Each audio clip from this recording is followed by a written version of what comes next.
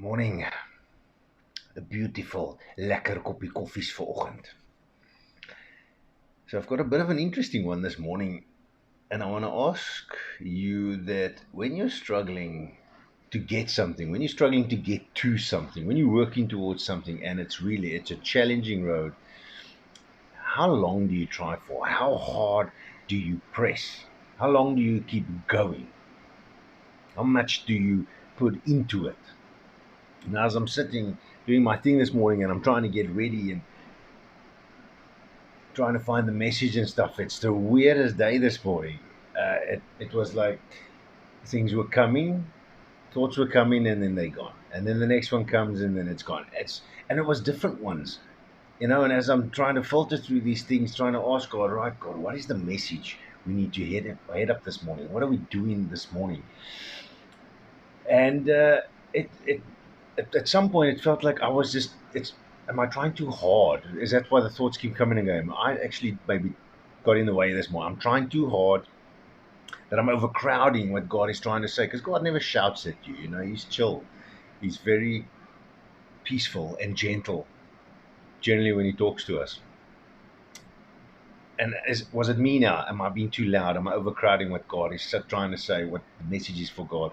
Or was this a moment where God left me, stayed silent, so I can learn the message within the moment? Which it ended up being kind of both, but definitely the latter.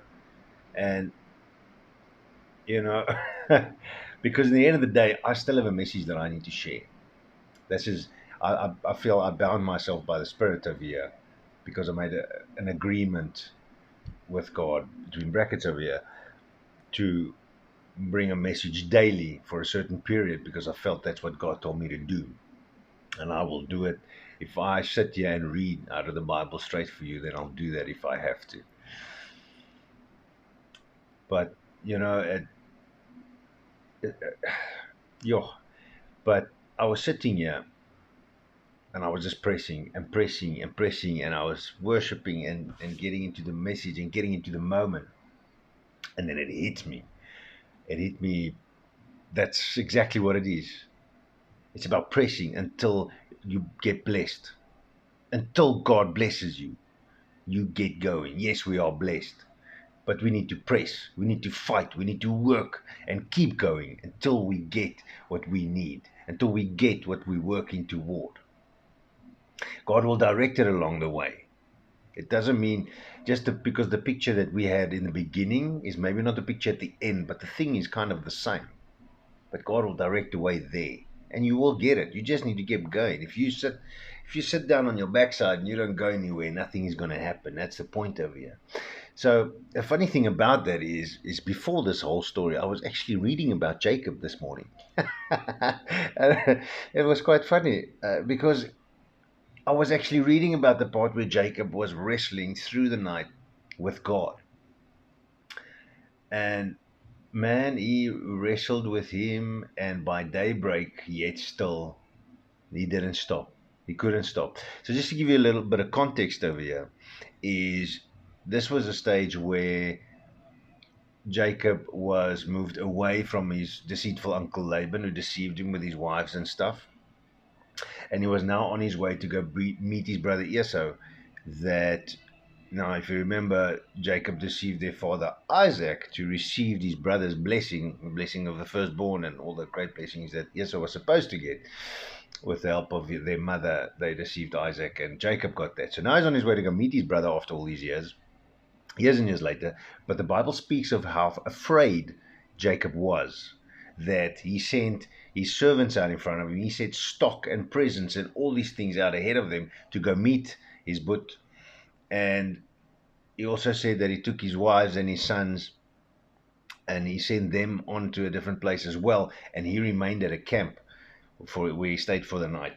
And then the Bible comes in here and it says in Genesis chapter 32, definitely go read it. This is actually such a phenomenal story. And especially even in the deceitfulness of Laban toward Jacob, about the amount of years he had to work for his wife that he wanted. Um, It's fascinating. You should definitely go give it a read. But Genesis chapter 32, verse 24 and 25 says, Then Jacob was left alone. Or to verse 26, sorry. So then Jacob was left alone, and a man wrestled with him until the breaking of day. Now, when he saw that he did not prevail against him, he touched the socket of his hip, and the socket of Jacob's hip was out of joint as he wrestled with him. And he said, Let me go, for the day breaks. But he said, I will not let you go unless you bless me. I could just, can you just imagine this though? I mean, the Bible actually says man here with a capital M. So definitely referring to that it was God. And we all know it's God. This whole story explains very nicely how it's God.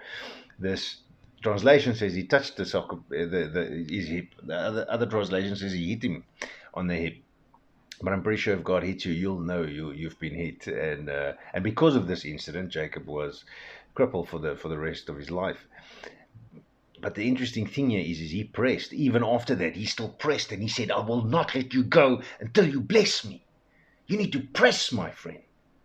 Man, his desire, his need, he was in such dire straits. His need was so great that he gave it everything. He wouldn't have let go. He would have fought to his last breath, his last strength, his everything to the end. He fought, and he would not let go until God blessed him. He pressed in, he pressed in, he kept on pressing.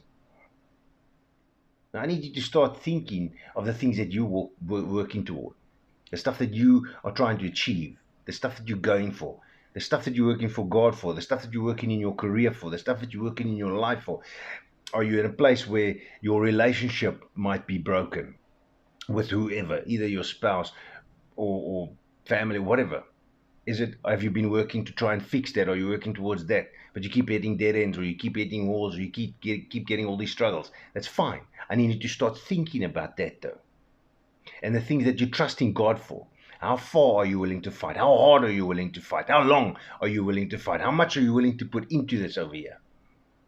Because if you give up in a day, then it doesn't really mean. If the thoughts of giving up really crosses your mind, then the ridiculous stuff around you that's there to sidetrack you is winning, because it's taking away the seriousness and how much that thing meant to you, because you started that journey for a reason. And I need to remind you again today that important reason that you had, you need to get back to that, because that's going to give you your energy back. That's going to get you your go back.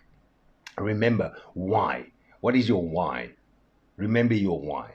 And you need you to start wrestling with this, wrestling towards this, like it's going to cost you your life, like it's going to cost you everything you have. You need to start giving it everything you've got.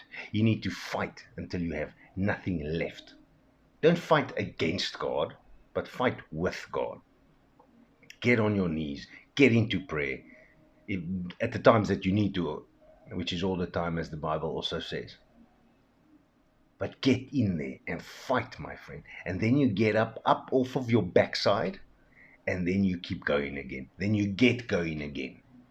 You need to get going again. This is what you need. You need to do until you get blessed, until God blesses you, until God blesses you in the moment, in your situation, in your challenge, in your struggles, in your mental health, in your physical health, in your finances, in your career, every single aspect of your life. Anything that you are working for, anything and everything, you do your best, you fight your hardest until you get where you need to get. Have a great day.